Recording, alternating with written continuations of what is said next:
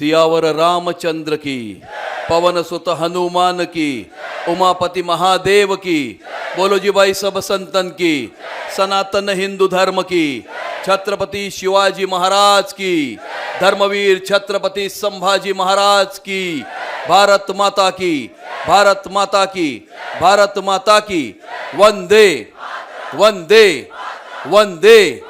बोलो जय श्री राम, जय जय श्री राम। मंचावरती उपस्थित 1960च्या नंतर महाराष्ट्राला लाभलेले सर्वात लोकप्रिय, सर्वात प्रामाणिक आणि कार्यक्षम मुख्यमंत्री सन्माननीय देवेंद्र फडणवीस साहेब,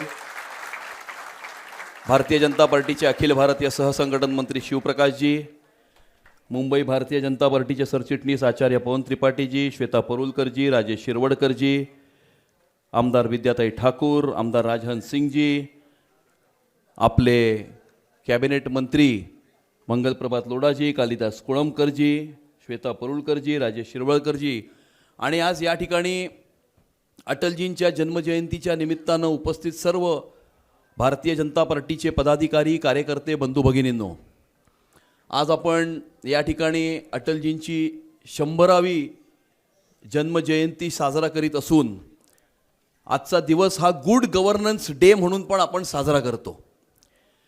आणि मला असं वाटतं की आजची चित्र प्रदर्शनी जी आपण सन्माननीय देवाभाऊंच्या हस्ते ज्याचं उद्घाटन केलं, ते आज अटलजींची जन्मजयंती आहे म्हणून आपण चित्र प्रदर्शनीचं उद्घाटन जरूर केलं, परंतु आज गुड गव्हर्नन्स डे आहे म्हणून गेल्या 11 वर्षामध्ये या महाराष्ट्रामध्ये 7.5 वर्ष महाराष्ट्राला गुड गव्हर्नन्स देणाऱ्या देवाभाऊंच्या हस्ते आज आपण या ठिकाणी या चित्र प्रदर्शनीचं उद्घाटन केलेलं आहे।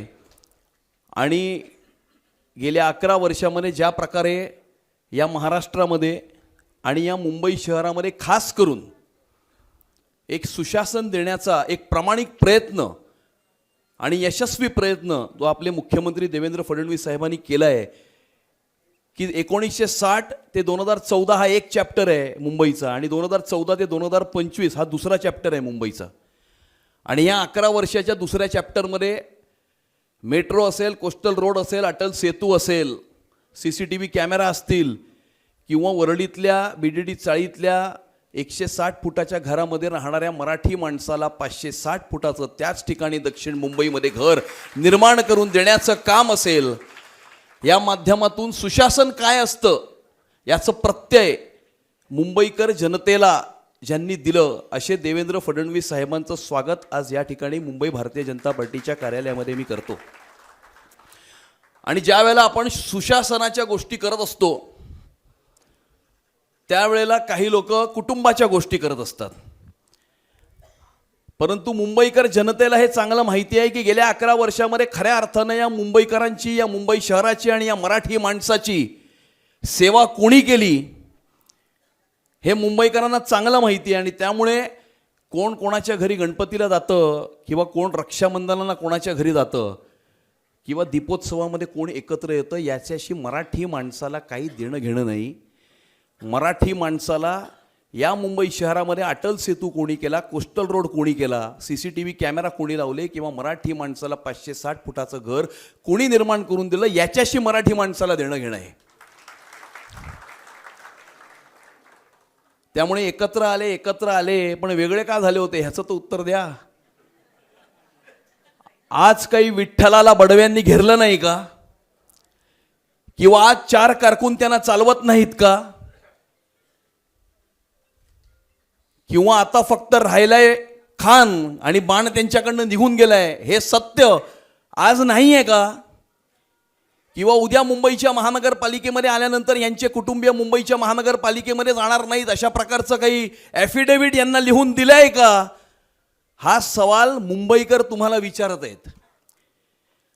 आणि त्यामुळे भारतीय जनता पार्टीने मुंबईला काय दिलं तर भारतीय जनता पार्टीने मराठी माणसाला BDD चाळीमध्ये 560 फुटाचं घर निर्माण करून दिलं। तुम्ही एका बंगल्याचे 2 बंगले केलेत हे सत्य मुंबईकरांना चांगलं माहिती आहे। आणि त्यामुळे मुंबईची महानगरपालिका ही एका परिवाराची जागीर नाही। BMC is not family business, ही मुंबईची महानगरपालिका या शेवटच्या उभ्या असलेल्या मुंबईकरांचं जीवनमान उंचावण्याची एक संघटना आहे. आणि त्यामुळे मला असं वाटतं की जे गुड गव्हर्नन्सचं उदाहरण या मुंबई शहरामध्ये सन्माननीय देवेंद्र फडणवीस साहेबांनी गेल्या 11 वर्षामध्ये दिलेलं आहे, मुंबईकर त्याच्यापासून प्रभावित झालेले आहेत.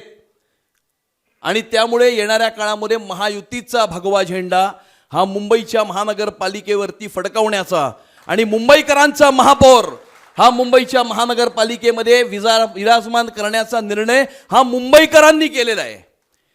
त्यामुळे ही निवडणूक एक कुटुंब आणि मुंबईकर या मुंबईकरांची एका कुटुंबाची एका परिवाराची लढाई आहे. ह्याची ही निवडणूक आहे. ही निवडणूक मुंबई महानगरपालिकेला भ्रष्टाचार विरहित प्रशासन देण्याची निवडणूक आहे. ही निवडणूक मुंबई शहराचा रंग बदलण्याचा प्रयत्न करणाऱ्यांना परास्त करण्याची निवडणूक आहे. ही निवडणूक येणाऱ्या आपल्या भविष्यातल्या पिढ्यांचं रक्षण करण्याची निवडणूक आहे. आणि त्यामुळे सन्माननीय देवेंद्र फडणवीस साहेबांच्या नेतृत्वाखाली आपण सर्वांनी येणाऱ्या काळामध्ये जीवाचं रान करून, अथक परिश्रम करून, रक्ताचं पाणी करून या मुंबईकरांना न्याय मिळवून देण्याच्या दृष्टिकोनातून प्रयत्न करावे, अशा प्रकारची विनंती मी तुम्हाला सर्वांना करतो. आणि तुमच्यामध्ये आणि देवाभाऊंच्यामध्ये जास्त काळ उभं न राहता माझं बोलणं इथेच संपवतो. जय हिंद, जय महाराष्ट्र, भारत माता की जय.